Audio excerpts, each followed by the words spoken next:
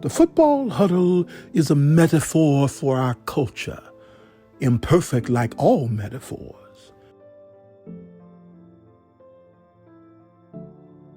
In that huddle is a bunch of folks that are black, brown, white, red, yellow, liberal, conservative, Muslim, Jewish, Christian, Buddhist, and Hindu. We are slim, fat, short, tall, fast, and slow. We are analytical people, and we are impulsive people. We have some of the finest men on earth. The men who earn a place in the huddle have experienced the miracle of team. The training camp experience is unbelievable. It is day after day, week after week in the heat, often in 14 pounds of equipment. Many drop out, and everybody thinks about quitting. For those who do stay, there is the opportunity to participate in the greatest team sport ever devised. It is the only sport where every player needs every teammate on every play just to survive. We learn that our differences do not matter in the huddle. When we come in after a workout, we know that sweat smells about the same on everybody's body. When we get busted in the mouth, that blood that trickles is the same color. Everybody is tired and everybody hurts. It is in this process that the miracle occurs. Men who have been raised to hate each other become brothers. I've seen racists reformed. I've seen the most unlikely hugs after victories or losses. I've seen inner city kids invite country boys to go home with them for Thanksgiving dinner. And I've seen those invitations accepted and reciprocated, thus changing parents' lives. Our players become brothers for life. It is what America is supposed to be, could be, might be, in our best dreams.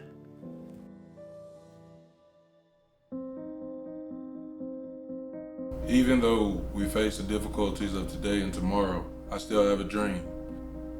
It's a dream deeply rooted in the American dream. I have a dream that one day this nation will rise up and live out the true meaning of its creed. We hold these truths to be self-evident that all men are created equal. I have a dream that my children will one day live in a nation where they will not be judged by the color of their skin, but by the content of their character. Love is the only force capable of transforming an enemy into friend.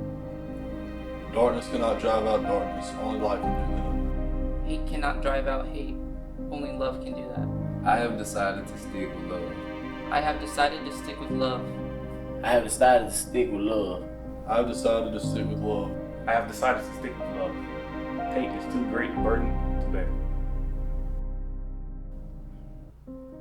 Our football program and the players at the University of West Alabama strive to be an example for what unity is all about. People of all backgrounds and races coming together to fight for a common goal.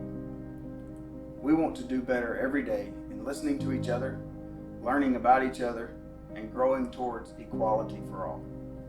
We want to live in a world like our locker room that promotes love and respect for everyone, regardless of differences in skin color or anything else.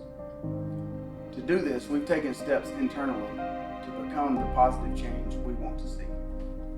We started this process by having meaningful conversations with one another. Then our players sponsored a voter registration drive on campus to educate on the importance of voting in all elections, city, state, and nationwide.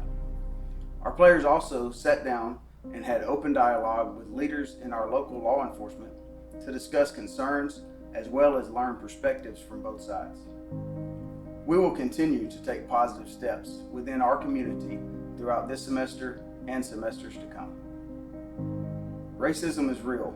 People of color in our country are hurting and need to know that their lives hold the same value as everyone else's.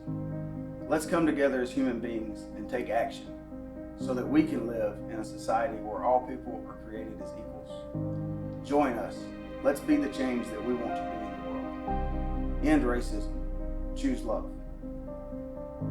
One team, one love, one team, one love, one team, one love. Brothers on the one time, one time. Brothers. Our players become brothers for life. It is what America is supposed to be, could be, might be in our best dream.